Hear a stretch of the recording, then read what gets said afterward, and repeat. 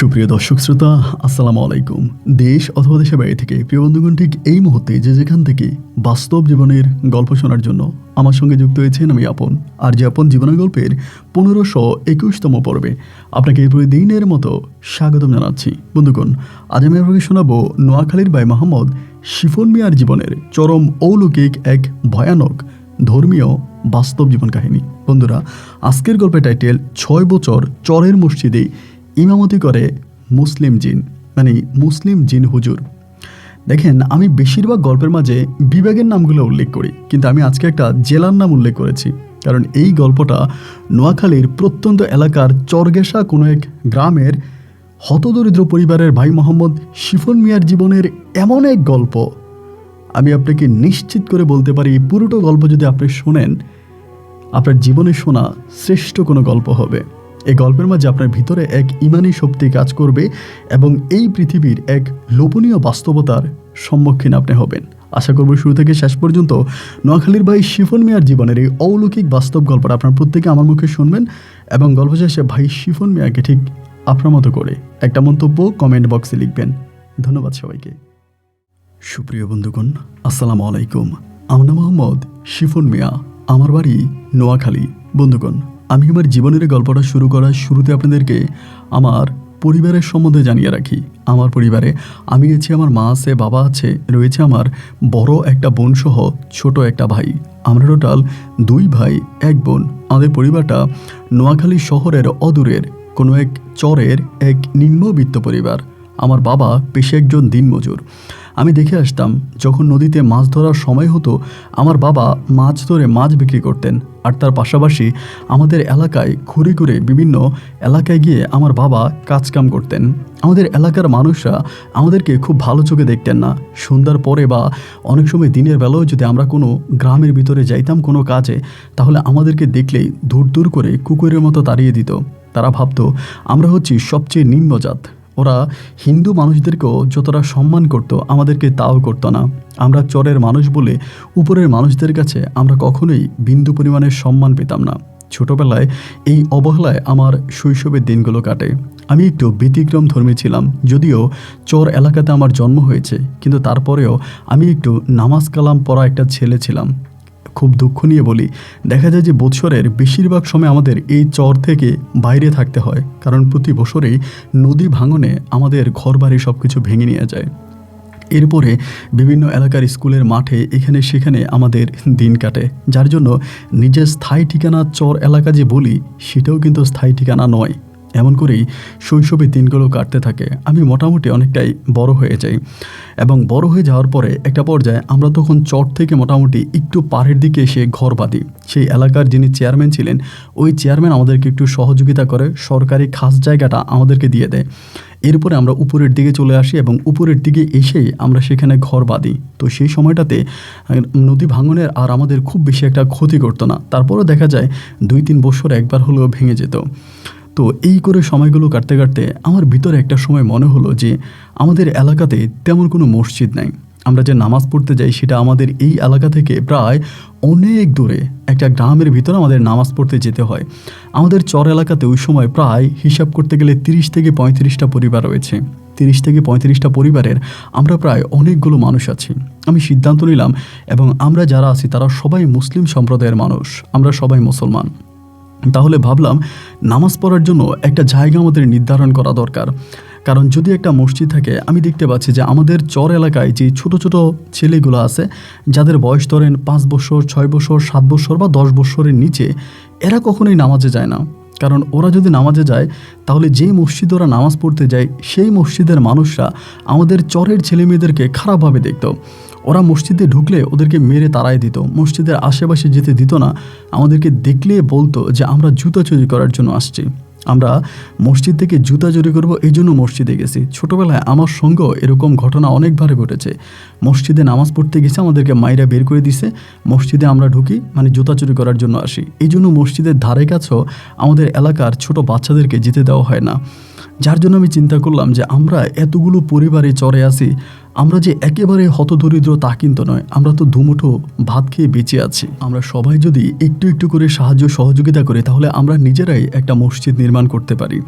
আমরা যদি নিজেরাই একটা মসজিদ নির্মাণ করি তাহলে আমাদের চর এলাকার যে মানুষরা আছে তারা সবাই ওখানে নামাজ পড়তে যাবে, সবাই নামাজ পড়বে এবং আমার এলাকায় থাকা 8-9 বৎসরের বাচ্চারাও নামাজমুখী হবে। এটা চিন্তাভাবনা করে আমি তখন আমাদের পাড়ার আমাদের চরের যে মানুষগুলো আছে, মুরব্বী যারা আছে, এদের সবার সঙ্গে বসলাম। সবার সঙ্গে বসে আলোচনা করতেছি কি করা যায়। আমি চাচ্ছিলাম একটা মসজিদ নির্মাণ করার জন্য। তো আমার কথাটা প্রথমে শুনে সবাই হাসাহাসি করতে শুরু করলো। বলল, আমরা থাকার মতো জায়গা নাই, মাথা গোটার মতো জায়গা নাই, আমরা আজকে কই আছি তো কালকে কই থাকবো তারও কোনো গ্যারান্টি নাই। অথচ তুই পাগল হলি মসজিদ বানানোর জন্য? এখানে মসজিদ আমরা কোথায় বানাবো? আমাদের ঘরবাড়ি তো ভেঙে নিয়ে চলে যায়। আমি বললাম যে না, আমার ইচ্ছা আমরা একটা মসজিদ বানাবো এবং আমরা সবাই ওই মসজিদে নামাজ পড়বো। তো এই কথা সেই কথার মাঝে একজনে বলল, যদি মসজিদ বানাইতে হয় তাহলে একটু ভালো করে বানা, চট থেকে উপরের দিকে বানা, কারণ উপরের দিকের জায়গাটা তো খাসের জায়গা, মানে সরকারি জায়গা।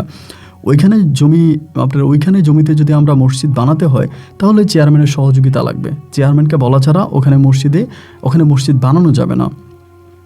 এর 2 দিন পরে আমাদের গ্রামের কয়েকজন ময়মুরব্বী আমি সহ মিলে চেয়ারম্যানের কাছে গেছি।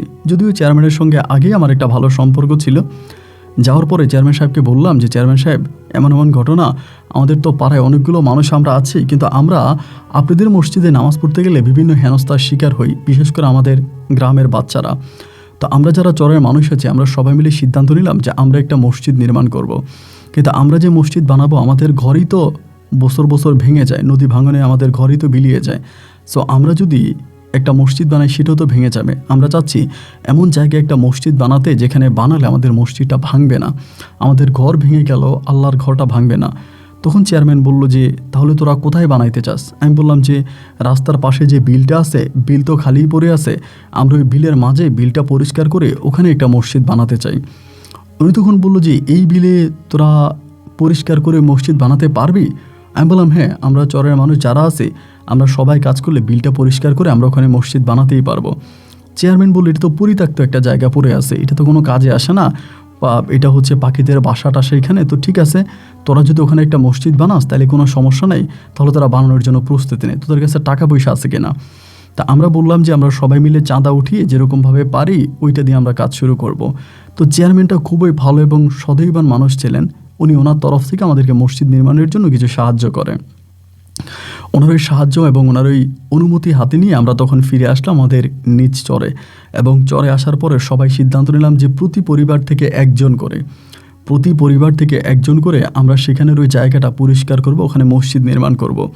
এরপরে আমরা যথারীতি কাজে লেগে গেলাম। একে একে সবাই মিলে ওই জায়গাটা পরিষ্কার করতে শুরু করলাম। ঘন জঙ্গলে আর বিভিন্ন পশু পাখিতে ছিল এই জায়গাটা ভরপুর। এই জায়গাটা হাড়ভাঙা পরিশ্রম করে আমরা অল্প দিনের ভিতরে একদম পরিষ্কার করে ফেলি। মসজিদ নির্মাণ করার জন্য পিলারেও আমরা কাজ শুরু করি। আমরা সহ এলাকার আরও কিছু লোক মিলে তখন সেখানে মসজিদ নির্মাণের কাজ শুরু হয়। অল্প দিনের ভিতরে আমরা মোটামুটি টিন দিয়ে একটা মসজিদ বানিয়ে ফেলি। এটা টিনের তৈরি ছিল, উপরে টিন ছিল, চারপাশেও টিন ছিল। খুব সুন্দর করে মসজিদটা নির্মাণ করি। মসজিদটা নির্মাণ করার পরে প্রথম দিকে আমাদের কোনো সমস্যা হয়নি। আমরা নামাজ পড়তাম বা মসজিদে আজান হতো, নামাজ পড়তে যাইতাম, সব কিছুই ঠিক ছিল। মসজিদটা নির্মাণের প্রায় 15 থেকে 16 দিন পরে ঘটলো এক অন্যরকম ঘটনা। আমরা যখনই নামাজ পড়তে যাইতাম তখনই মসজিদের ভিতরে ভয়ঙ্কর আকৃতির সাপ দেখতে পেতাম। ধরেন নামাজ আজান হয়েছে, আজানের মনে হয় যেন আজান দেওয়ার পরপরে চারদিক থেকে সাপেরা এই মসজিদটাকে ঘিরে ধরে। আমরা এখানে জঙ্গল পরিষ্কার করেছি, এখানে ঘর নির্মাণ করেছি, মসজিদ বানিয়েছি, আমরা কোনোদিনও সাপের একটা খোলসও দেখি নাই। কিন্তু আজকে কেন হঠাৎ করে এই জায়গার মধ্যে এইভাবে সাপ চারদিক থেকে আসতে শুরু হয়েছে? এর কোনো ব্যাখ্যা আমরা কেউই খুঁজে পাচ্ছিলাম না। সবাই অবাক হয়ে যাচ্ছিলাম, কি করা যায়, আর এমন ঘটনাও বা কেন ঘটতে শুরু হলো। আমরা তখন সবাই খুব টেনশনে পড়ে গেলাম যে এত কষ্ট করে এত পরিশ্রম করে এখানে মসজিদ বানিয়েছে, এখন তো আমাদের নামাজই পড়া হয় না।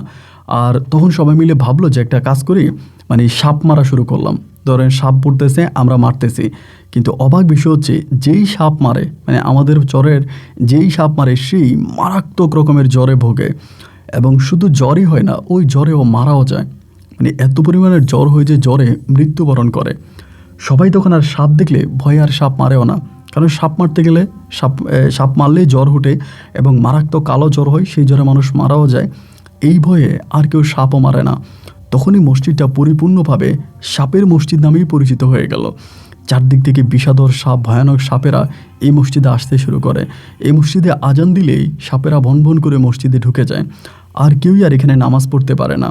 এবং আমাদের চরের ছাড়াও বিভিন্ন এলাকার মুসল্লিরাও কিন্তু এখানে নামাজ পড়তে আসছো, এবং বাকিরাও সবাই এই সাপের উত্তাপ দেখে এই মসজিদে নামাজ পড়া সম্পূর্ণভাবে বন্ধ করে দিল।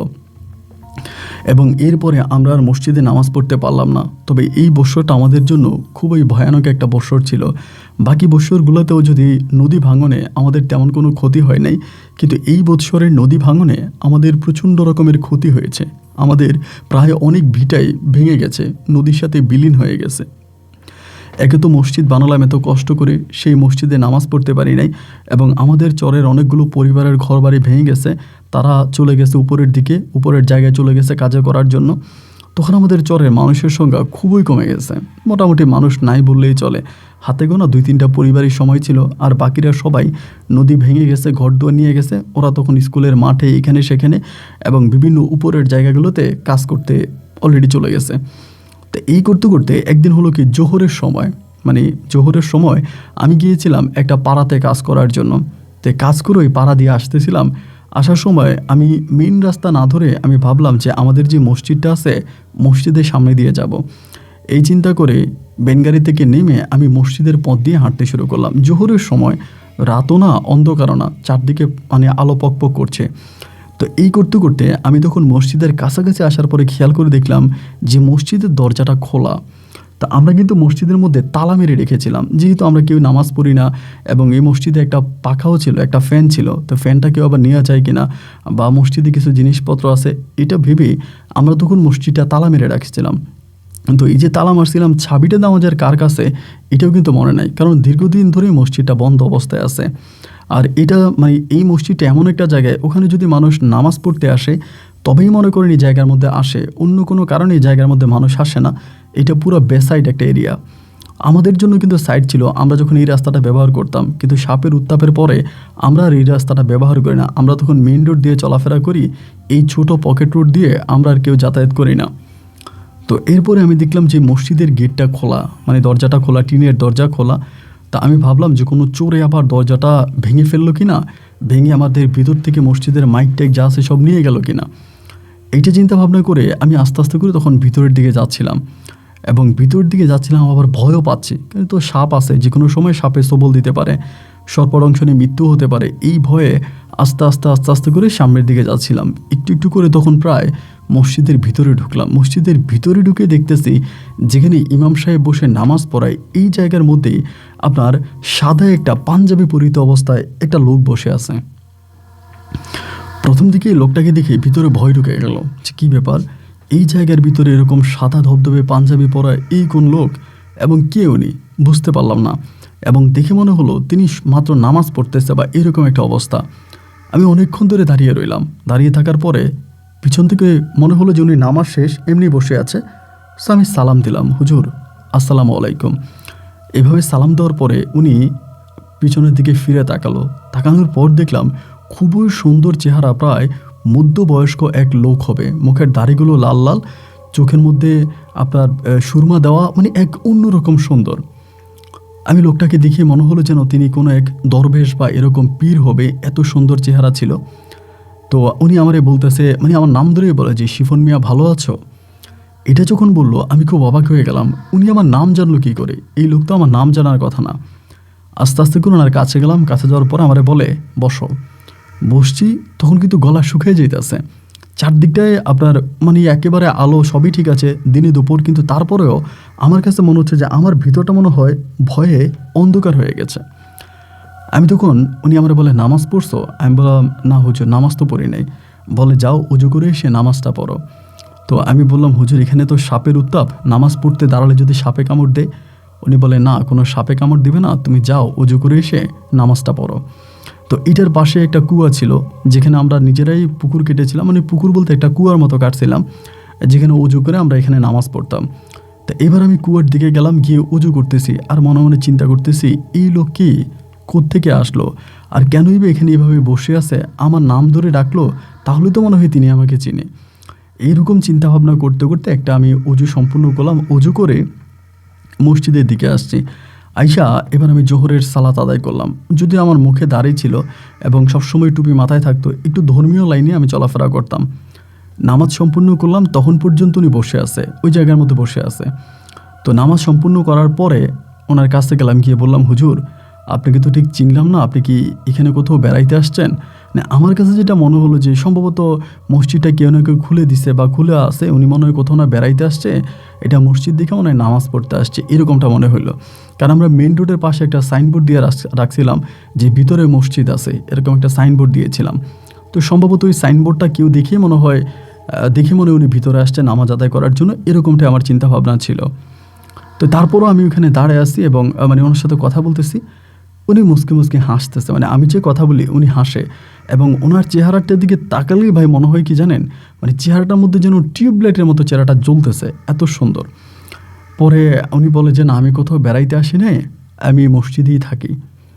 তা আমি বললাম, আপনি মসজিদেই থাকেন, মসজিদ তো তালা মারা ছিল, আপনি কি এটা খোলা পাইছেন? বলে হ্যাঁ, আমি তো তালা মারা পাই নাই, আমি তো মসজিদটা খোলাই দেখলাম। তো এরপরে আমি হঠাৎ করে মসজিদের কোণার দিকে দেখতেছি ওনার ব্যবহৃত জিনিসপত্র, লাইক ওনার বেড, এরপরে এটা সেটা, মানে একটা মানুষ থাকার যে সরঞ্জামগুলো, এই জিনিসগুলো তখন এখানে। তো আমি তখন ভাবলাম যে তিনি সম্ভবত আপনার ওই যে মসজিদে মসজিদে মানুষ যায় না, আপনার বিভিন্ন ধরনের তাবলিগ জামাত এরকম। তো আমি ভাবলাম যে হয়তো কোনো তাবলিগ জামাত হবে।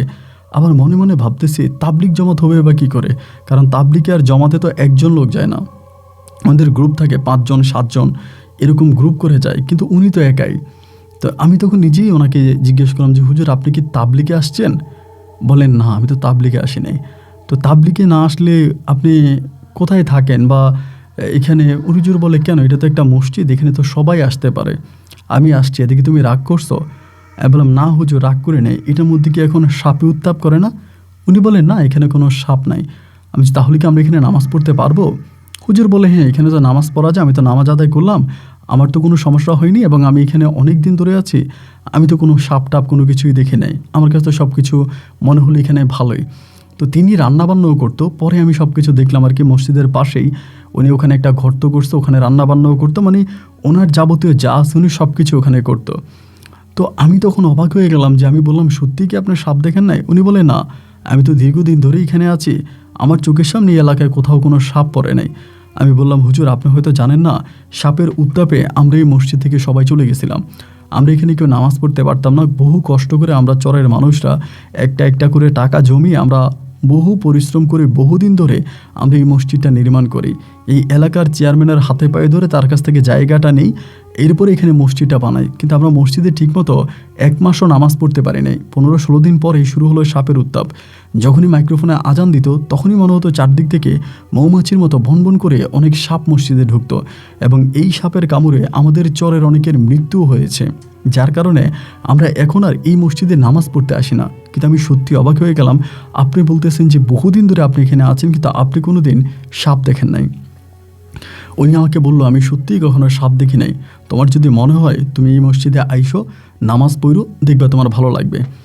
এরপরে আমি ওখান থেকে জোহরের নামাজ আদায় করে গিয়ে আমার চর এলাকার সবাইকে বলতে শুরু করলাম। সবাই তো আমারে বলছে আমার পরিশ্রম বৃথা গেছে, আমার কষ্ট বৃথা গেছে, আমি এখানে মসজিদ বানিয়েছি, এতে কোনোই লাভ হয়নি, কেউই মসজিদে নামাজ পড়তে আসবে না, সাপ উত্তাপ শুরু করে দিয়েছে। এখন আমি গর্ব করে সবার কাছে বলতেছি, আমাদের মসজিদে এক পীর সাহেব আসছে, ওই পীর আছে মসজিদে, উনি নামাজ পড়ায় এবং আমাদের ওই মসজিদে কোনো সাপ নাই, সাপের কোনো উত্তাপ নাই, আপনারা চলেন। এবং এটা বলার পরপরই আমার চর এলাকার অবশিষ্ট যে মানুষগুলো রয়েছে তারা সবাই একে একে তখন এই মসজিদের দিকে যেতে শুরু করে এবং গিয়ে দেখে সত্যিই পীরের মতো এক লোক ওই মসজিদে বসে আছে, এবং তিনি সবার সঙ্গে খুব ভালো করে, পুরুষ হোক বা মহিলা হোক, সবার সঙ্গে খুব ভালো করেই কথা বলে। এরকম করে আস্তে আস্তে করে উনি আমাদের এলাকার প্রত্যেকের কাছে ভীষণ পরিচিত হয়ে যায়। সবাই তখন ওনার কাছে আসে, নামাজ পড়ায়, উনি নামাজ পড়ায়, আমরা নামাজ পড়ি, এবং এই মসজিদটা আবারও আলোড়ন সৃষ্টি করে ফেললো।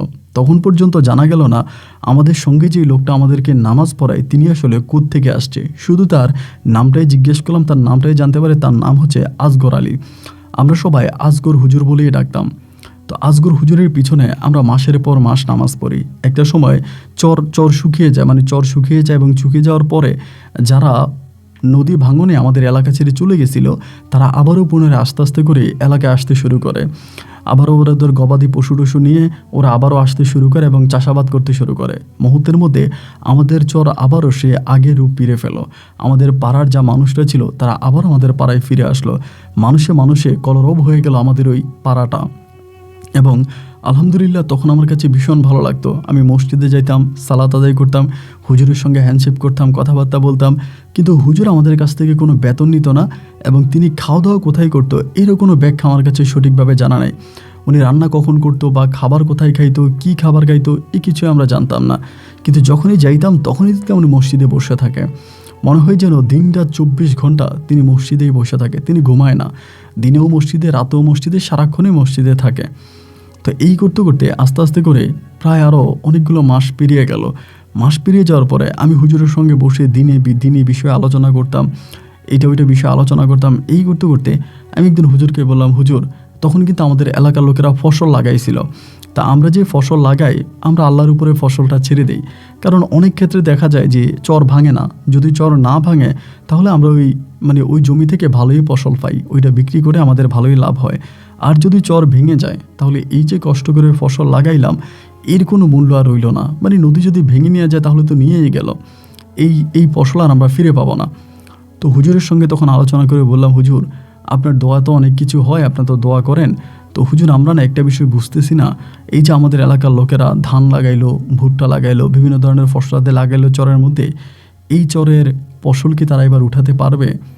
উনি আমার দিকে তাকিয়ে একটা হাসি দিয়ে বলে, এটা তো আমি বলতে পারি না, এটা তো রাব্বুল আলামিন বলতে পারে, মহান আল্লাহ তাআলা বলতে পারে। আমি বললাম, হ্যাঁ সেটা তো উনি বলতে পারে, আপনি তো পারেন না, তারপরেও এমন কি কোনো কিছু করা যায় না যেটা করলে আমাদের চরটা ভাঙবে না? আমাদের এই চরটা ভেঙে আমাদের চর এলাকার মানুষের খুব কষ্টে আছে। আমরা দুবেলা দুমুঠো ভাত খাওয়ার জন্য বাস্তবতার সাথে যুদ্ধ করি, নদীর সাথে যুদ্ধ করি। আজ আমরা চর ভাঙনে পড়েছি। যদি কোনো না কোনোভাবে চরটা আমরা রক্ষা করতে পারতাম তাহলে হুজুর আমরা এখানে ফসলাদি করে আমরাও স্বাভাবিক সাধারণ মানুষের মতো জীবনযাপন করতে পারতাম। আসগর আলী হুজুর তখন আমাকে বলল, একটা কাজ করো, মসজিদটা একদম চরের শেষ সীমানায় দাও। হঠাৎ করে আমাকে এই কথাটা বলল। এটা বলার পরে আমি একটু অবাক হয়ে গেলাম। কি বলেন? উনি বলে, হ্যাঁ আমি যেটা বলছি সেটাই করো, মসজিদটা চরের শেষ মাথায় দাও, যেখানে সর্বপ্রথম নদী ভাঙন শুরু হয় ওই জায়গাটার মধ্যে মসজিদটা নির্মাণ করো। আমি বললাম, হুজুর আপনি কি বলেন? আমরা তো মসজিদটা উপরে নির্মাণ করছি যাতে চর ভেঙে আমাদের ঘর বাড়ি ভেঙে গেলেও মসজিদটা না ভাঙে। তো এই জন্যই না আমরা মসজিদটা এত উপরে নির্মাণ করছি। তো আমরা তো মসজিদটা ওখানে নির্মাণ করলে তো প্রথম ঢেউয়ের সঙ্গেই তো ওই চরটা ভেঙে যাবে, এতেই তো আমাদের মসজিদটা চরের পানিতে বিলিয়ে যাবে। উনি আমার দিকে তাকিয়ে একটা হাসি দিয়ে বলল, মসজিদটা কার? আমি বললাম, মসজিদটা আমাদের। উনি বলে, এটা কার ঘর? আমি তখন একটু করে বললাম, যেটা আল্লাহর ঘর। উনি বলে, যদি আল্লাহর ঘরই হয়ে থাকে, এটা যদি আল্লাহ তাআলার ঘর হয়ে থাকে, তবে আল্লাহর ঘর আল্লাহ রক্ষা করবে। ঝড় আর তুফান আসলে যেমন তোমার ঘর তুমি রক্ষা করো, তেমনি ঝড় তুফান আসলেও আল্লাহর ঘর আল্লাহই রক্ষা করবে।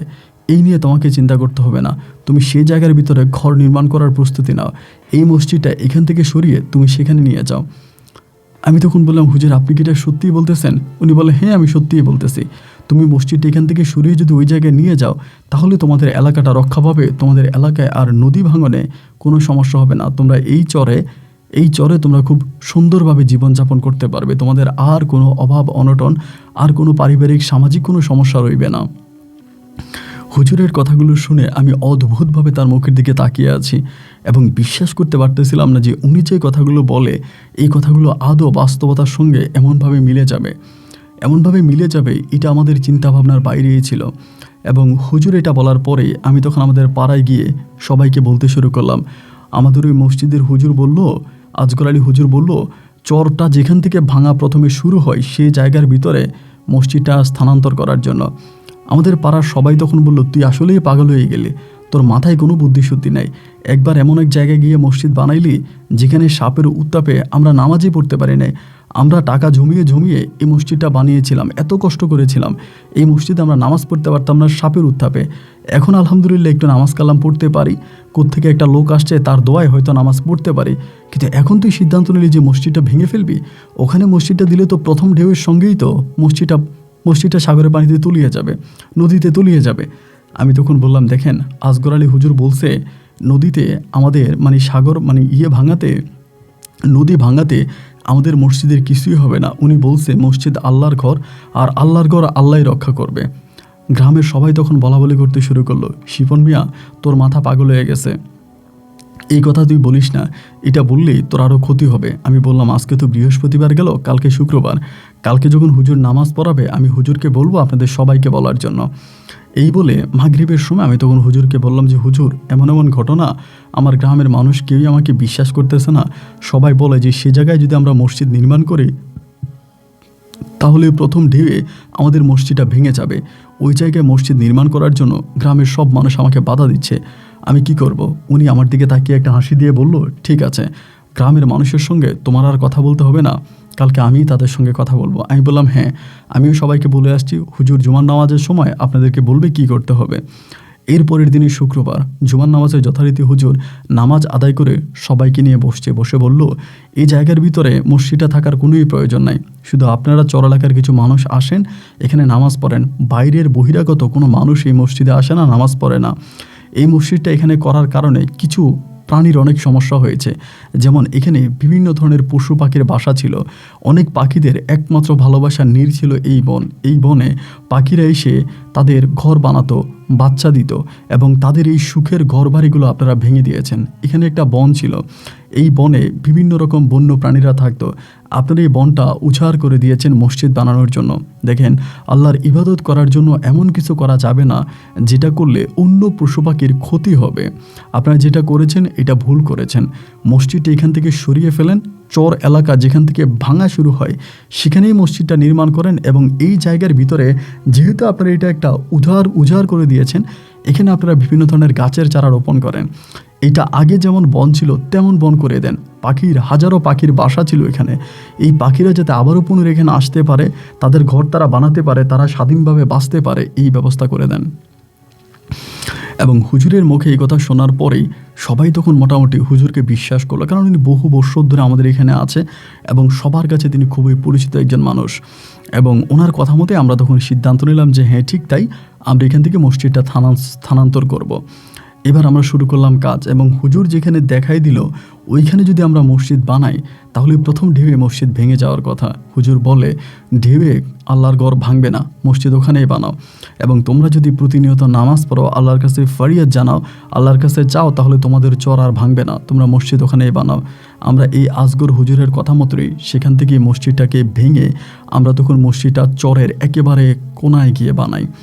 মসজিদটা বানানোর পরে আমরা সেখানে গ্রামের সবাই মিলে নামাজ পড়তাম, 5 ওয়াক্ত নামাজ পড়তাম, এবং যেদিন যে ঘরে ভালো খাবার হতো সেই খাবারে আমরা আজগর আলী হুজুরকে দিয়ে আসতাম, আজগর আলী হুজুর খাইতো, এবং তিনি ছিল আমাদের গ্রামের মানে আমাদের ওই চর এলাকার প্রত্যেকটা মানুষের প্রাণ, এবং উনি আছে বলে মনে হয় যেন আমরা বেঁচে আছি। আপনি শুনলে অবাক হয়ে যাবেন। এরপরেই শুরু হলো মুষলধারে বৃষ্টি। বৃষ্টির পানিতে চর ভেঙে যাওয়ার কথা, চর তলিয়ে যাওয়ার কথা, কিন্তু সেই বৃষ্টিতে আল্লাহর অশেষ রহমতে আমাদের ওই চর এলাকার কোনো ক্ষতি হয়নি। চর ভেঙে যাওয়া তো দূরের কথা, চরের বুকে কোথাও পানিও জমেনি, যেটাতে আমরা চরের মানুষরা ভীষণ রকমের অবাক হয়ে গেলাম, যেটা আমাদের কল্পনাকেও হার মানিয়েছে। আমরা কখনো কল্পনাও করি নাই যে এমন ঝড় তুফানের বৃষ্টির পরেও আমরা চরে টিকে থাকতে পারবো। আমরা যে টিকে আছি এটাই আল্লাহর কাছে আমাদের শত কোটি গুণ শুকরিয়া। এবং এই হুজুর তখন আমাদের সঙ্গে আছে, তিনি বলল, তোমাদের কোনো সমস্যা নাই, তোমরা তোমাদের মতো করেই থাকো। এরপরে আমরা আবারও চরে যে যার মতো করে স্বাধীনভাবে জীবনযাপন করতে শুরু করলাম। বৃষ্টির পানি, তুফান, ঢেউ কোনো কিছুই আর আমাদের চর ভাঙতে পারলো না। এমন করে 1 দিন 2 দিন 3 দিন করে সময়গুলো যাচ্ছে, আর হুজুরও আমাদের পাড়ার সবার কাছে খুব পরিচিত একটা মানুষ হয়ে গেছে। ঠিক ওই মুহূর্তটা পর্যন্ত আমরাও জানি না যে হুজুরের স্থায়ী ঠিকানা কোথায়, হুজুরের বাড়ি কোথায়, কোত্থেকে উনি এসেছে, কে ওনার মা বাবা, কে ওনার মা, আর কেনই বা উনি আমাদের এই মসজিদের উপরে আস্তানা গেড়েছে। এর কোনো কিছু আসলে আমরা আর বুঝতে পারি না, আর আমরা ওনাকে এসব নিয়ে আর কোনো কিছু জিজ্ঞাসা করি না।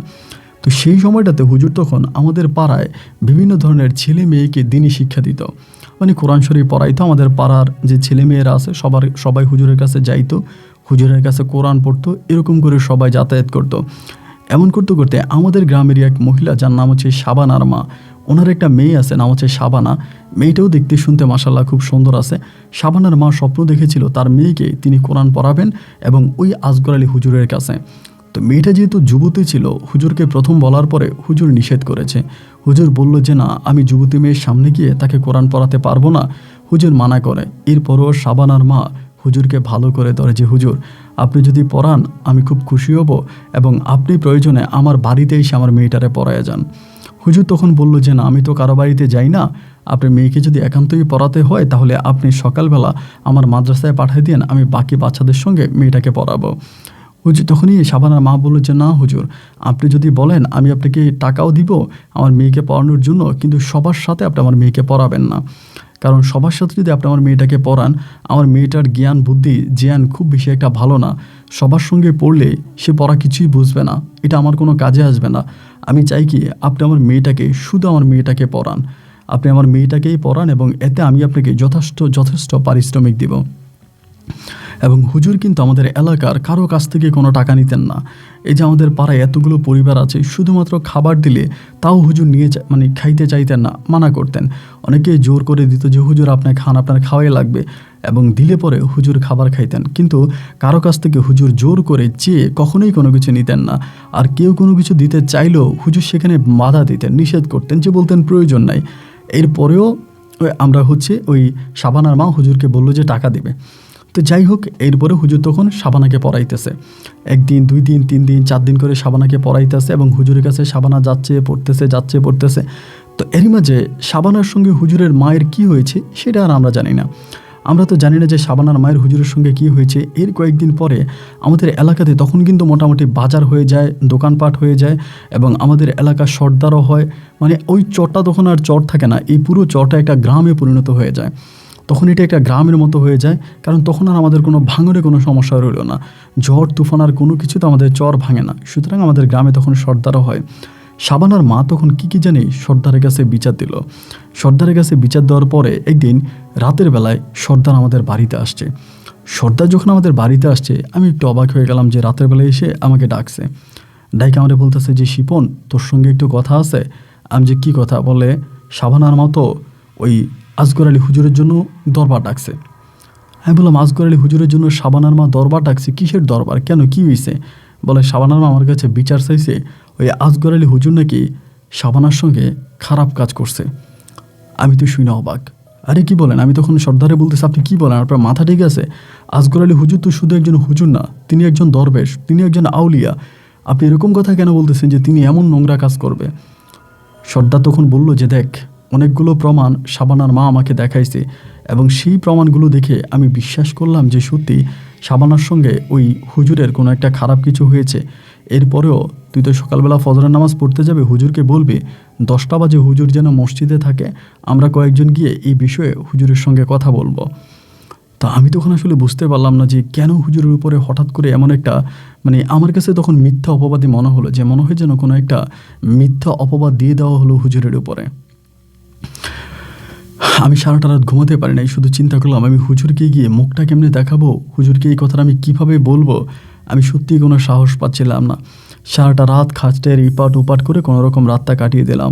রাত পেরিয়ে যখন সকাল উঠলো, মানে আপনার ফজরে আজান দিল, আমি তখন ওই চরের মসজিদে নামাজ পড়ার জন্য গেলাম। এবং নামাজ পড়ার জন্য যাওয়ার পরে আমি নামাজ আদায় করছি, এবং নামাজ আদায় করে বসে আছি। তো বসে আছি, সবাই তখন যে যার মতো করে চলে যাচ্ছে, আমি বসে আছি। হুজুরও ওনার ওই মানে আপনি মিম্বারের ওখানে হুজুরও বসে আছে। তো বসে থেকে হুজুর আমার দিকে তাকে একটা হাসি দিল। হাসি দিয়ে বলতেছে, কী ব্যাপার শিপন মিয়া, আজকে কাজ নাই, কাজে যাবা না? আমি তখন বললাম, হুজুর কাজে তো যাব, কিন্তু কি যে বলবো আপনাকে ঠিক বুঝতেছি না। হুজুর বলে, কি বলবা বলো।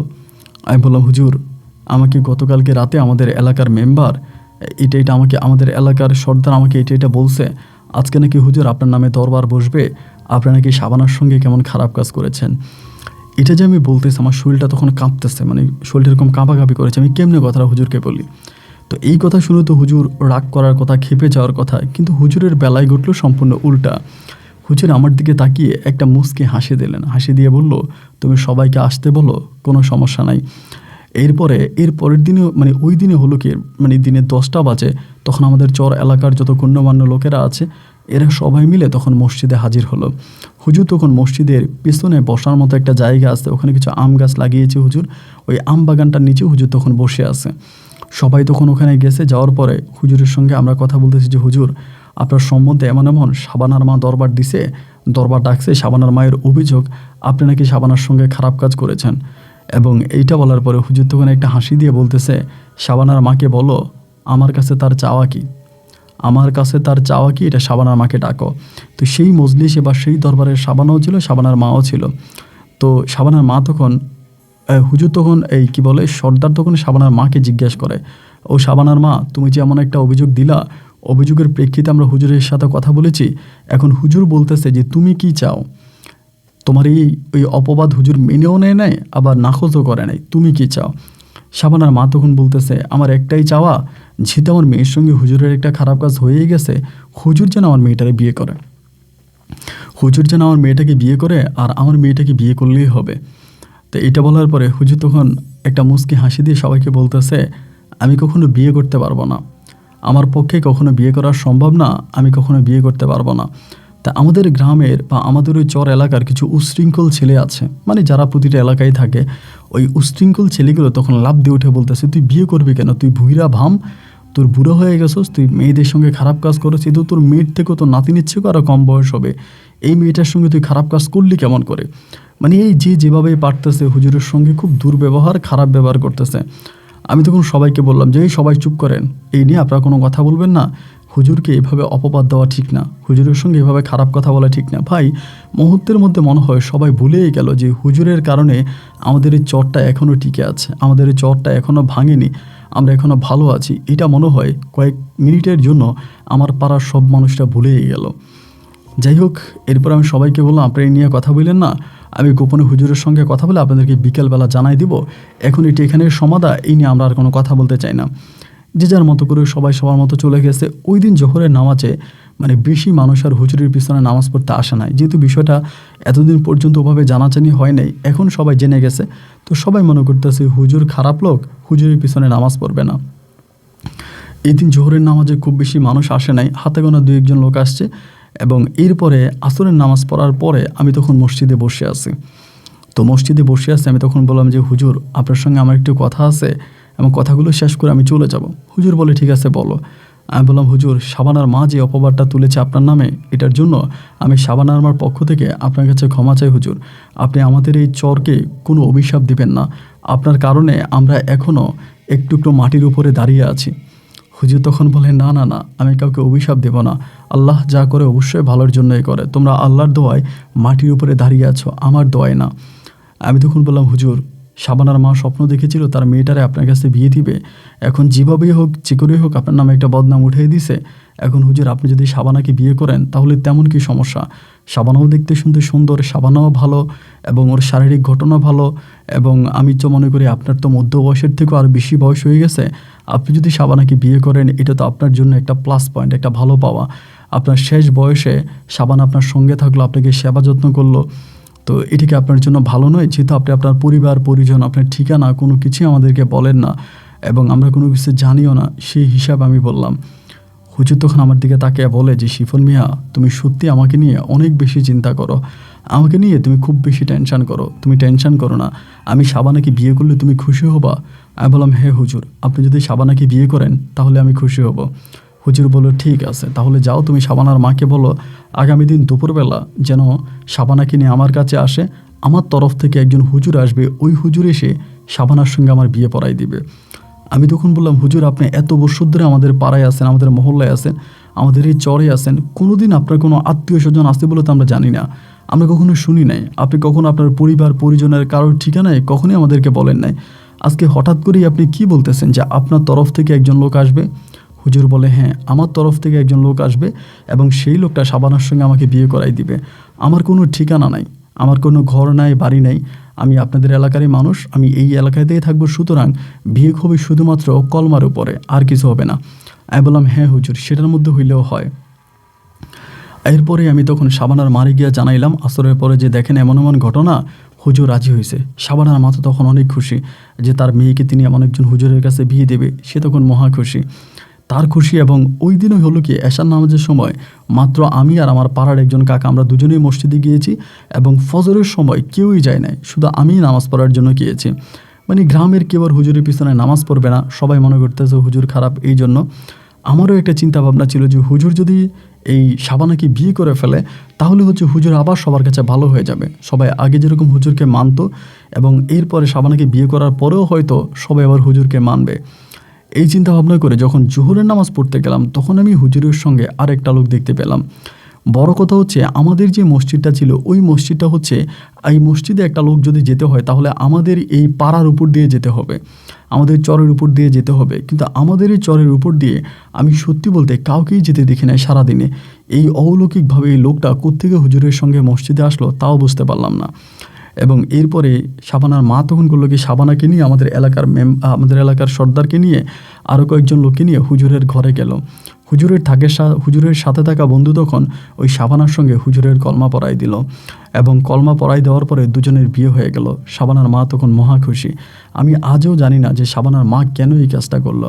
হুজুরের সঙ্গে শাবানার বিয়ে হওয়ার পরে হুজুর শাবানাকে বলল, যেদিন বিয়ে হলো সেদিন বিকালবেলায় নাকি শাবানাকে বলল, তুমি আমার সাথে ঘুমাইও না, আমার সাথে ঘুমালে তোমার সমস্যা হবে, তুমিও একা ঘুমাও আমিও একা ঘুমাই, তুমি যেহেতু আমাকে বিয়ে করছো, আমি তোমার স্বামী, তোমার ভরণ পোষণ থেকে শুরু করে যাবতীয় যাই কিছু লাগে সমস্ত কিছু আমি দিব, এই নিয়ে তোমার টেনশন করতে হবে না। কিন্তু তুমি রাতে তোমার মায়ের সঙ্গে ঘুমাও, আমি মসজিদে ঘুমাই, আমরা যদি একসাথে ঘুমাই তাহলে তোমার বড্ড সমস্যা হবে।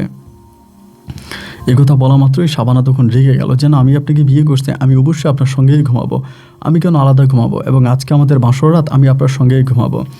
এবং শাবানার মাও তখন হুজুরকে একই কথা বলল। হুজুর আর কাউকে বুঝাতে পারলো না যে শাবানার সঙ্গেই যদি হুজুর ঘুমায় তাহলে শাবানার সমস্যা হবে। আমরা কতটাই দুর্ভাগা এবং অভাগা ছিলাম একটু ভেবে দেখেন। এরপরও শাবানার সঙ্গে হুজুরের বাসর হলো, সিরাতে হুজুরের বাসর হলো।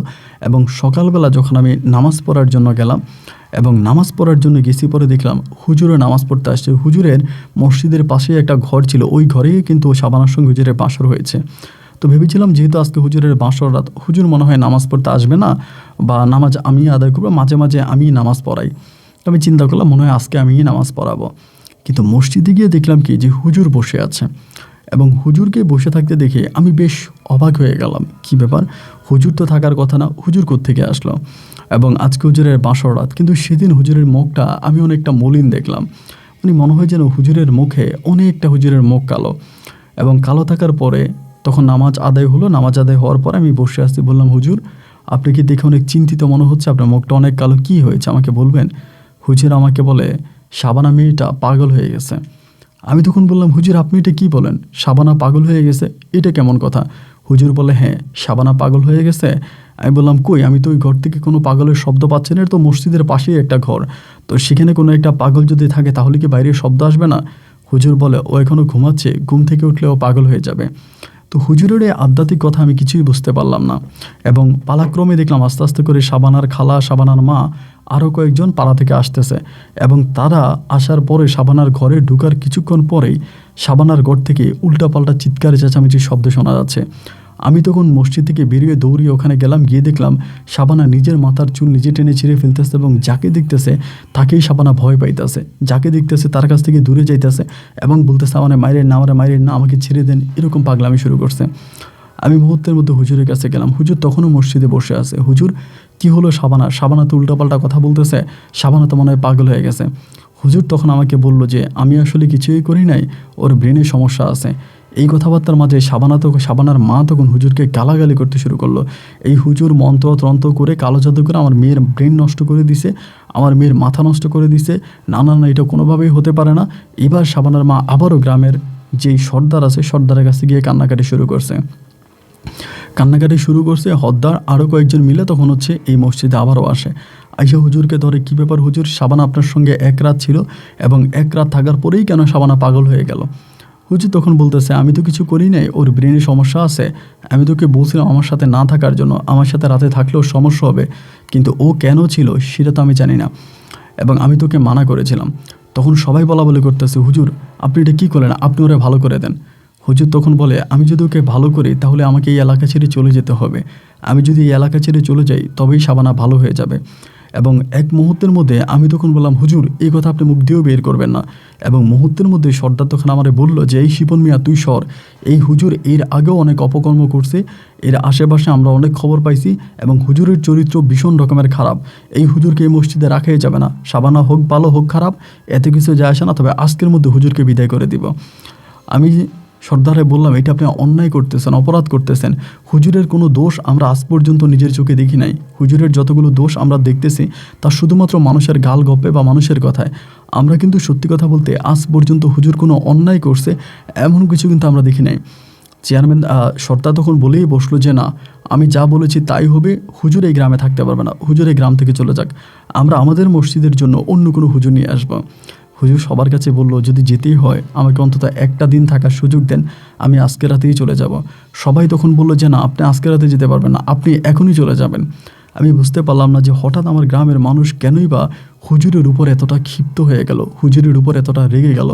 এবং সেই রাতের মধ্যেই হুজুরকে মানে সেই দিনের মধ্যে তারা হুজুরকে একরকম ঘাড় ধাক্কা দিয়ে আমাদের এই পাড়া থেকে বের করে দিল, এই জায়গা থেকে বের করে দিল। এবং বের করে দেওয়ার পরে আমি শুধু হুজুরের হাতটা ধরেছি, ধরে বললাম, হুজুর আমি আপনার জন্য কিছুই করতে পারলাম না, হুজুর আমি আপনার জন্য কিছুই করতে পারলাম না, আপনি আমার উপরে কোনো রাগ রাখবেন না। হুজুর শুধু যাওয়ার সময় একটা কথাই বলল, আমি দোয়া করেছি তোমার চর যাতে না ভাঙে, আশা করি আল্লাহর রহমতে চর ভাঙবে না, তুমি আমার জন্য দোয়া করবা, তোমার সঙ্গে আমার আবারও দেখা হবে। এটা বলে হুজুর তখন আমাদের চর এলাকা থেকে বিদায় নিয়ে চলে গেল। এবং হুজুরের ওই চলে যাওয়াটা আমার মনে ভীষণ রকমের কষ্ট দিল। এভাবে 1 দিন 2 দিন 3 দিন করে যাচ্ছে এবং শাবানা প্রতিনিয়তই পাগলামি করতেছে, ওর পাগলামির কোনো শেষ নাই, ও পাগলামি করতেছে করতেছে করতেছে। এভাবে বেশ কয়েকটা দিন কেটে যাওয়ার পরে আস্তে আস্তে করে শাবানা তখন দেখলাম স্থির হয়ে যাচ্ছে, আর কোনো পাগলামি করে না, একদম চুপচাপ আছে, কারোর সঙ্গে কোনো কথা বলে না, কেউ কোনো কথা জিজ্ঞেস করলেও শাবানা কোনো কথার উত্তর দেয় না। এবং কেমন জানি ও মানে কেমন জানি একটু একঘরোয়া হয়ে থাকে। এভাবে আরও দিন কাটতেছে, কিন্তু আমাদের ওই হুজুর কোথায় চলে গেল, মানে আপনার আমাদের আসগর আলী হুজুর কোথায় গেল, এর কোনো সন্ধান আমরা পেলাম না, কারণ হুজুরের কোনো ঠিকানা তো আমরা জানতামই না। এমন করতে করতে আস্তে আস্তে আস্তে আস্তে করে প্রায় 2 মাস অতিবাহিত হয়ে গেল। 2 মাস পরে শাবানা মোটামুটি স্বাভাবিক জীবনে ফিরে আসছে। কিন্তু স্বাভাবিক জীবনে ফিরে আসলেও শাবানার মাঝে এক ভিন্ন রকম পরিবর্তন কাজ করত। যেমন শাবানা সারাক্ষণই নামাজের বিছানায় বসে থাকতো, আল্লাহ বিল্লাহ করতো, দোয়া দরুদ পড়তো, মানে একটা অন্যরকম অবস্থা। তো এরকমটা কেন হলো আমরা তখন আর বুঝতে পারলাম না। মানে ও কেমন জানি কারোর সঙ্গেই কথা বলে না, সারাটা দিন শুধু ধ্যানে মগ্ন থাকে, মানে খালি নামাজ কালাম পড়ে, খালি মুসল্লায় বসে থাকে, বিছনায় বসে থাকে। তো আমি তখন শাবানার সঙ্গে কথা বলার জন্য চেষ্টা করি যে শাবানা কি হয়েছে, তুমি হঠাৎ করে এমন আল্লাহ ভক্ত হয়ে গেলা, তুমি 5 ওয়াক্ত নামাজ পড়তেছ, মানে আল্লাহর কাছে ফুরিয়ে জানাইতেছো, সবসময় তুমি নামাজ কালাম পড়ো, শাবানা কি হয়েছে আমাকে বলো। এইভাবে বারবার ওর সঙ্গে আমি কথা বলি এবং ও আমাকে কোনো কথার উত্তর দেয় না। এবং কিছুদিন পরে ও তখন প্রচুর কান্নাকাটি করে, মানে খুব কাঁদে, মানে নামাজের বিছানায় বসে বসেই কাঁদে। তো এই করতে করতে আমি একদিন ভালো করে জিজ্ঞেস করলাম যে শাবানা, তুই আমার সত্যি করে বলতো তুই আসলে কি হয়েছে। তো শাবানা শুধু আমাকে একটা কথাই বললো, সে বাসর ঘরে আমি যা দেখেছি তার কোনো বর্ণনা আমি পৃথিবীতে দিয়ে শেষ করতে পারবো না। আমি যা দেখেছি তা আমার চক্ষু আমি বিশ্বাস করাতে পারছি না। তবে যে মানুষটা এখানে মসজিদে ইমামতি করেছিল প্রায় 6 বছর ধরে, আমরা যাকে আসগর আলী হুজুর বলে জানি, তিনি আসলে আসগর আলী হুজুর নয়, তিনি একজন জিন হুজুর। আমি বললাম মানি? ও বলে হ্যাঁ, তিনি একজন ভালো মুসলিম এবং খুবই ধর্মীয় একজন জিন হুজুর, তিনি আসলে কোনো আমাদের মতো সাধারণ মানুষ নয়।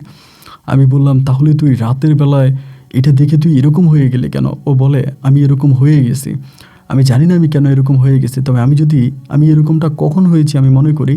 ও বলে আমি যখন হুজুরকে এভাবে দেখেছি আমি মনে মনে চিন্তা করতেছি আমি সকালবেলা সবার কাছে বলে দিব যে হুজুর আসলে মানুষ নয়, হুজুর জিন।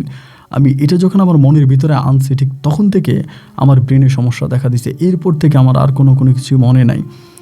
আমি তখন বললাম তার মানে ও আমাকে বলে আমি এটার বর্ণনা দিতে পারবো না, সে রাতে যা কিছু দেখেছিস, তবে এটাই বলবো আমি যা দেখেছি তা পৃথিবীর মানুষের কল্পনাকেও হার মানায়, তিনি সাধারণ কোনো মানুষ নয়, তিনি বড় ভালো মানের একজন জিন।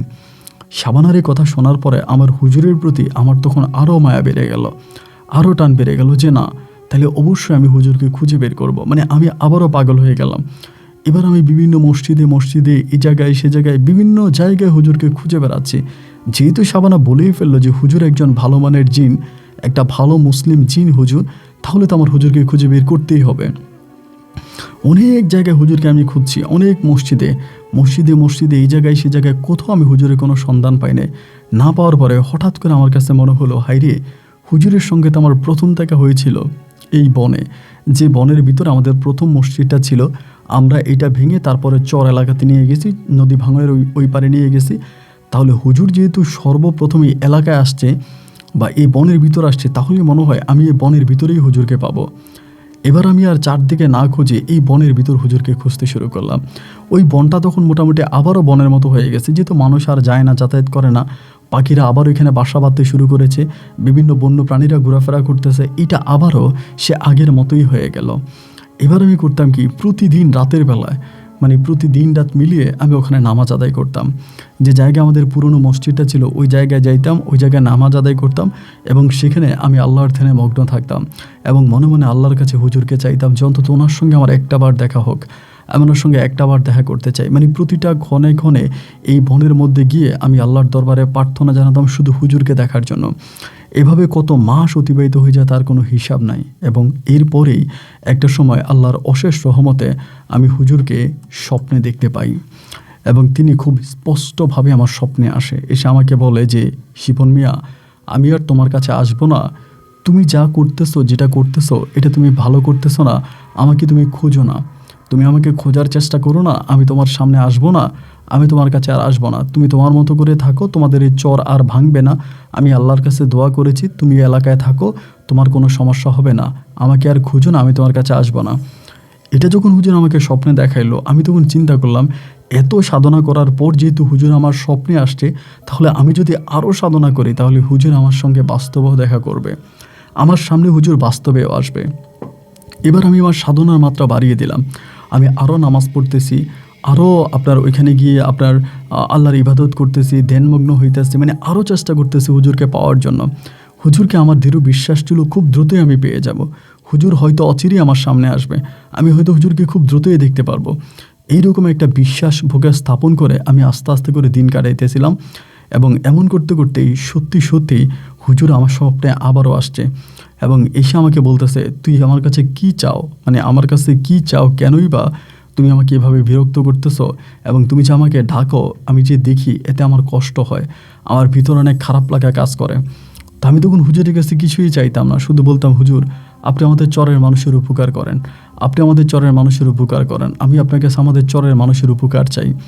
এই করতে করতে করতে করতে করতে করতে একটা সময় হুজুর আমাকে বলল, ঠিক আছে, আমি চরের মানুষের উপকার করব, আমি তোমার মাধ্যমে চরের মানুষের কাছে আবারও আসব, কিন্তু আমি সরাসরি আসতে পারবো না। সরাসরি আমার পক্ষে এখানে আর আসার সম্ভব নয়, যেহেতু আমার ঘটনা সবাই জেনে গেছে, যেহেতু সাবানা সবার কাছেই বলে দিছে, এটা মোটামুটি সবাই জানছে, এই জন্য হুজুর আর কারোর সামনে আসবে না। তো আমাকে বলতেছে, আমি তোমার মাধ্যমে চরের মানুষের উপকার করতে চাই, কিভাবে করা যায়। এবং তখন থেকে আমাদের চরে বিভিন্ন ধরনের মানুষের সমস্যা ছিল, অনেক ধরনের সমস্যা ছিল। এবার আমি হুজুরকে বললাম যে, হুজুর আমি আপনার মাধ্যমে বিভিন্ন মানুষকে চিকিৎসা দিতে চাই। মানে এক ধরনের কবিরাজি যেটা আমার ভিতরে আসলো যে আমি এইটা করব, তাও হুজুরের সঙ্গে আমার একটা মনের লেনাদেনা হবে।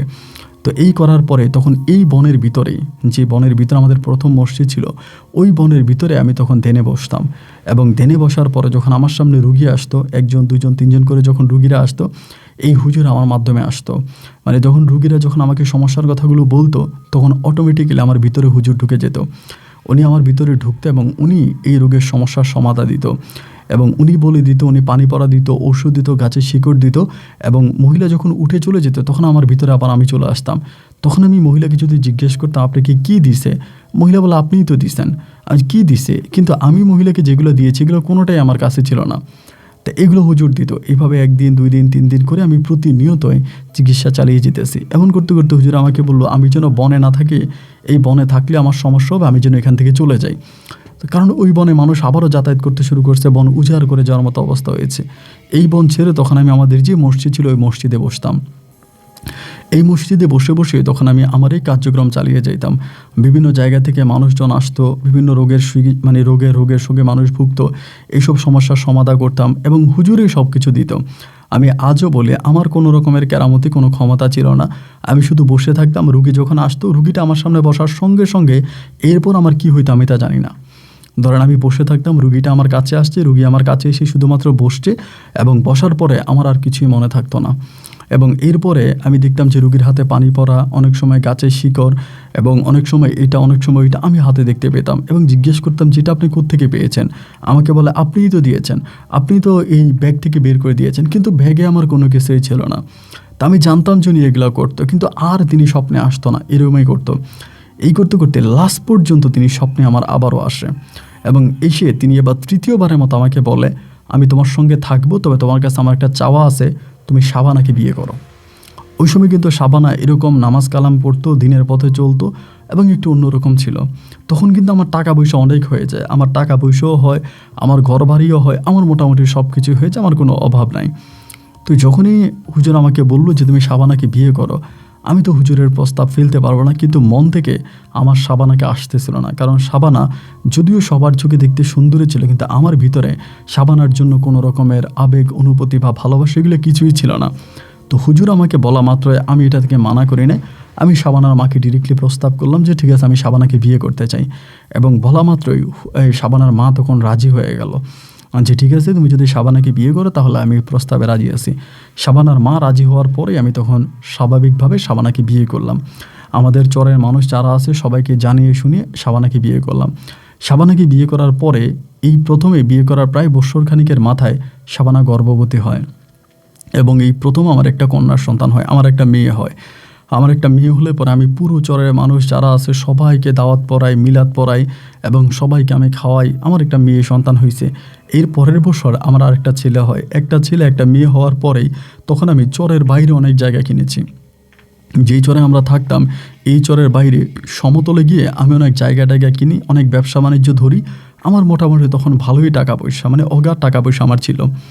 তাই চরের বাইরে গিয়ে যখন ওইখানে জমি জমা কিনতেছে, জায়গা সম্পত্তি কিনতেছে, তখন আমার ভিতরে একটা সময় এই জন্য, মানে শাবানার জন্য আমার ভিতরে আর কাজ করতো না। মানে শাবানাকে আমার ভালো লাগতো না। আমি যে শাবানাকে বিয়ে করেছি সেটা আমি হুজুরের মাধ্যমে বিয়ে করেছি।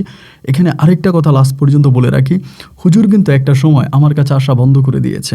উনি আর আমার কাছে আসে নাই, কিন্তু তিনি আমাকে কিছু রোগের ওষুধ, মানে কিছু ঔষধ আমাকে শিখিয়ে দিছে যে আপনি এইটা ব্যবহার করবা, ওইটা ব্যবহার করবা। কিছু ঔষধের নাম আমাকে বলে দিয়েছে যে আমি যাতে এই ওষুধটা ব্যবহার করি, ওই ওষুধটা ব্যবহার করি। এবং তিনি একটা গাছের সন্ধান আমাকে দিয়েছিল, যে বনে আমি মূলত মানে প্রথম ধ্যান করেছিলাম এবং ওই বনে একটা গাছ ছিল, অনেক বড় একটা গাছ। হুজুর আমাকে বললো আমি যাতে এই গাছের শিকড়, গাছের ঢাল বা গাছ থেকে আমি যাতে যে কোনো রোগের জন্য, ধরেন কারো বাচ্চা হয় না, আমি যাতে গাছের অন্তত একটা শিকড় বা কিছু একটা এনে তাবিজের মধ্যে ঢুকিয়ে দিলে তার বাচ্চা হবে। এরপরে অনেকেই ধরেন অনেক ধরনের সমস্যা আছে, সব সমস্যার সমাধান এই গাছ। শুধু এই যে একটা গাছ আছে, ওই আমাদের মসজিদটা যেখানে ছিল বনের ভিতরে, ওই বনের ভিতরে গাছের শিকড় পাতা এটা সেটা আমি তখন কাজ করতাম, হুজুরে আমাকে বলে দিয়েছে। তো তখন আর হুজুর আমার কাছে আসতো না। এটা প্রায় আরও বছর 2 হয়ে গেছে। এতে আমার সন্তানরাও বড় বড় হয়ে গেছে। তখন আমার ভিতরে শাবানাকে আর ভালো লাগতো না, মানে মনের ভিতরে কেমন জানি শাবানার প্রতি একটা অনীহা কাজ করতেছে, ভালো লাগতো না। তখনই সেই এলাকার এক মেয়ে ছিল মুন্নি আক্তার নামের, আমাদের ওই চর এলাকা না, আরও পাশের এলাকা, ভালো এলাকা। এই মুন্নি মেয়েটা তখন আমার ভালো লাগলো বলতে মেয়েটাও দেখতে শুনতে ভালো ছিল, বয়সও কম ছিল। এবার আমি সিদ্ধান্ত নিলাম যে মেয়েটাকে বিয়ে করবো। মেয়ের মায়ের একটু সমস্যা ছিল, একটু অন্যরকম সমস্যা ছিল শরীরে। আমি মেয়ের মায়ের চিকিৎসা করেছি এবং ওই মেয়ের মায়ের চিকিৎসা করার পরে মেয়ের সঙ্গে আমার একটা ভালো সম্পর্ক হয় বা মেয়ের পরিবারের সঙ্গে একটা ভালো সম্পর্ক হয়। এবং সেই সম্পর্কের সূত্র ধরে আমি তখন মুন্নিকে বিয়ে করার জন্য আমি প্রস্তাব দিলাম এবং মুন্নির বাবা মাও তখন রাজি হলো। তা আমি তখন শাবানারে বললাম যে শাবানা, এমন এমন ঘটনা, তোমার বিয়ে করছি, সবই ঠিক আছে, আমার তো এখন ওই মেয়ে ভাল লাগে, আমি মুন্নির বিয়ে করতে চাই। তো এইটা বলার পরেই শাবানা প্রথম দিকে রাজি হয় না। ও বলতেছে কেন, আমি তো আসি, এই সে। তারপর আমি বললাম যে আমার মুন্নিরা ভালো লাগে, আমি 2টা বউ খাওয়াইতে পারলাম, আমি 2টা বউ রাখবো, সমস্যা কি। তখন শাবানা আমারে বললো যে আপনি যদি মুন্নির বিয়ে করাই লাগে তাহলে আপনি আমাকে ছেড়ে দেন, আমাকে ছেড়ে দিয়ে আপনি মুন্নিকে বিয়ে করেন। আমি আপনার জীবনে থাকা অবস্থায় আমি অন্য কোনো মেয়েকে আপনার সংসার করতে দিব না, মানে এক ঘরোয়া মেয়েদের যে একটা থাকে আর কি, এরকমভাবে ও তখন আমাকে এটা মানা করে দিল। এবং যখন আমাকে এটা মানা করে দিল, মানা করে দেওয়ার পরেই আমি তখনও ওর কথা অবাধ্য হয়ে, মানে ওর কথা না মেনে আমি তখন কী করলাম যে না ঠিক আছে, তোমার কথা আমি মানব না, আমি এই মুন্নির বিয়ে করব। শাবানার কথাকে অতিক্রম করেই আমি তখন এই আমাদের উপরের এলাকা, সমতলের এলাকার মুন্নিকে তখন বিয়ে করলাম। এবং মুন্নিকে বিয়ে করার পরে যে রাতে আমার বাসর হয়েছিল, মানে আমার যে রাতে বাসর হয় এর পরের দিনে বিকেলবেলা আমি যখনই ওই গাছটা দেখতে যাই, মানে যে গাছটা থেকে আমি আপনার ছিঁড়ে আনতাম, মানে যে গাছটা আমার ওষুধে যে গাছটা ছিল, এক রাতের মধ্যে যে রাতে আমার শাবানার সঙ্গে মুন্নির সঙ্গে আমার বাসর হয়, এর পরের দিনে বিকালবেলা আমি গিয়ে দেখি গাছটা সম্পূর্ণ মরে গেছে। এরকম ঘটনা পৃথিবীর ইতিহাসে আমার কাছে মনে হয় যে পৃথিবীর ইতিহাসে সম্পূর্ণ আপনার মানে নজিরবিহীন এক ঘটনা। একটা বিশাল আকৃতির একটা বড় গাছ এক রাতের মধ্যে মরে একদম পুরো মনে হয় যেন গাছের পাতার পর্যন্ত শুকিয়ে গেছে। দেখে মনে হয় গাছটা কয়েক বৎসর আগে মারা গেছে, অথচ এর আগের দিনও আমি গাছটাকে ভালো দেখেছিলাম। তারপরও আমি এটা কারোকে বললাম না, এবং আমি তারপরও এটার শিকল বাকল আমি আনতেছি, এটা আমি মানুষকে দিতেছি, কিন্তু এরপরে আমার হাতের জোর সম্পূর্ণভাবে নষ্ট হয়ে যায়, এবং নষ্ট হয়ে যাওয়ার পরে আস্তে আস্তে করে আমি যতই মানুষকে ওষুধ দিতাম, এই ওষুধ আর আমার কাজে আসতো না, এবং মানুষ নিয়ে যেত, তাদের কোনো উপকার হতো না। প্রথম দিকে যে উপকার হতো এর দিকে আর উপকার হয় না। এরপরে আমি ভাবলাম যে আমি মুন্নিকে বিয়ে করার কারণে মনে হয় হুজুর আমার উপরে রাগ করছে, আমি সেই মুন্নিকে পুনরায় আবারও তালাক দিয়ে দিই। যে মুন্নিকে বিয়ে করছে তাকে তালাক দিয়ে দিই, তার কোনো সন্তানাদি হয়নি, আমি পুনরায় আবারও শাবানার সঙ্গে থাকতে শুরু করি এবং ধ্যানে মনে প্রাণে হুজুরকে চাইতে শুরু করি। এবং একটা পর্যায়ে আমি বিভিন্ন ধরনের আপনার আবারও সেই আধ্যাত্মিক যে জায়গা আছে, মানে বনের ভিতরে যে জায়গা আছে, ওই বনের ভিতরে গিয়ে বসে থাকতাম, হুজুরকে ডাকতাম, হুজুর আমার ভুল হয়েছে, আমার অপরাধ হয়েছে, আমার অন্যায় হয়েছে, আপনি আমাকে মাফ করে দিন, আপনি চলে আসেন। আমার ভিতর থেকে আমি আমার অন্তঃস্থল থেকে হুজুরকে আবারও স্মরণ করতে থাকি, হুজুরকে ডাকতে থাকি, কিন্তু দুঃখের বিষয় আমার জীবনে আর ওই হুজুর ফিরে আসে না। এবং আমি যে এত ভালো মানের একজন কবিরাজ ছিলাম, আমার ওই ওষুধ খেয়ে হাজার হাজার মানুষ উপকৃত হয়েছে, ক্যান্সারের মতো ভয়ঙ্কর রোগ মানুষের ভালো হয়েছে, এবং বাচ্চা হতো না, বাচ্চার জন্য স্বামী স্ত্রীর সংসার ভেঙে যায়, এই সংসারগুলো আমার কারণে জোড়া লেগেছে। এখন স্বামী স্ত্রী অনেক ভালো আছে, এরকম অনেক সন্তানাদি হয়েছে, অনেক মায়েদের আমি অনেক চিকিৎসা করেছি, অনেক ভাইদের চিকিৎসা করেছি, বৃদ্ধ বাবাদের চিকিৎসা করেছি, কিন্তু শেষ পর্যন্ত এই হুজুর আমার কাছ থেকে চলে গেল, উনি আর আসলো না। আমার ছেলে মেয়েগুলো বড় হলো, এবং শাবানার সঙ্গে আমার এখনও সংসার, এবং এখন আমি শাবানার সঙ্গে আছি, কিন্তু আমার ওই ভুলের কারণে, মুন্নিকে বিয়ের কারণে হুজুর আমার কাছ থেকে চলে যায় এবং আমার ওই ঔষধি গাছটা মারা যায়। একটা পর্যায়ে আমার আর কবিরাজি আমি করতে পারলাম না, কারণ আমার হাতের জোর সম্পূর্ণ নষ্ট হয়ে গেল। পালাক্রমে তখন আমার সন্তানেরা, আমার ছেলে একটা মেয়ে, তারা বড় হলো, এবং তারাই এখন আমার ছেলে, ওর কামাইয়ের উপরে, ওর রুজির উপরে আমার সংসার চলে। এবং যেই চর এলাকা আমার ছিল, সেই চর এলাকা এখনও আছে, এবং এই পর্যন্ত ওই চর ভাঙে নাই, এখনও এই চর আছে। এই চরে এখনও আমরা বসবাস করি। আমার বর্তমান বয়স অনেক বেশি হবে, প্রায় আপনার দাদার বয়সে আমি হব। তো আমার ছেলেরা বিয়ে শাদী করেছে, মেয়েদের বিয়ে শাদী হয়েছে, এবং তাদের নায়নাত করে আছে, তাদেরকে নিয়ে আমি বেশ ভালো আছি। আমার ঘটনাটা আমার চরের সবাই জানে। এরপরও আপনার গল্পগুলো শুনি আমি, আমার ভালো লাগে, এবং আমার যিনি ওয়াইফ আছে সাবানাও আপনার গল্প শোনে। এবং আপনার আমার গল্পে যদি বিশ্বাস না হয়, আমার ওয়াইফের নাম্বার আপনাকে দিলাম, আপনি চাইলে আমাদের এলাকায় আসতে পারেন, আমাদের এলাকার ঠিকানা আপনাকে দিলাম, এবং আপনি আমার সঙ্গে একটু যোগাযোগ করুন, আপনার সঙ্গে আমার কথা আছে। ভালো থাকবেন, আসসালামু আলাইকুম। প্রিয় বন্ধুরা, সবাইকে অনেক বেশি ধন্যবাদ এই পর্যন্ত আমার সঙ্গে থেকে নোয়াখালীর ভাই মোহাম্মদ শিপন মিয়ার জীবনের এই অলৌকিক ভয়ানক বাস্তব গল্পটা শোনার জন্য। এই গল্পটা আসলেই ভয়ানক ছিল, আমি খুব অবাকই হয়ে গেলাম। এবং আজগার হুজুর, ওনাদের মতে, শিপন মিয়ার মতে আজগার হুজুর একজন জিন হুজুর ছিলেন, এবং জিন হুজুর, এবং তার গল্পে আমরা সেটি বুঝতে পেরেছি। তো যদি শাবানার সঙ্গে শিপন মিয়া থাকতেন, তাহলে হয়তো জিন হুজুর আজও তার সঙ্গে থাকতেন। মানে শিপন মিয়ার মতে তিনি মুন্নিকে বিয়ে করেছে বলে জিন হুজুর তার কাছ থেকে চলে গেছে, তার কাছে আর ফিরে আসেনি। এবং জিন হুজুরের যে গাছটা ছিল, দেখানো যে গাছ, যে গাছের সাল বাকল দিয়ে তিনি ওষুধ বানাতেন, সেই গাছটা পর্যন্ত এক রাতের মধ্যে মারা গেল। তার সত্যিই ছিল অলৌকিক। যাই হোক, এই গল্পটা আমাকে নোয়াখালীর চর অঞ্চল থেকে শিপন মিয়া নামের এক মুরব্বী লিখে পাঠিয়েছে, এবং সেই গল্পটা আমি আপনাদেরকে শোনালাম। তা কেমন লেগেছে এবং এই গল্প নিয়ে ব্যক্তিগত কোনো মতামত থাকলে কমেন্ট বক্সে লিখবেন। প্রিয় বন্ধুরা, যেখানেই বিদায়, দেখা হবে নতুন দিন নতুন কোনো গল্পে। আল্লাহ হাফেজ এন্ড আসসালামু আলাইকুম।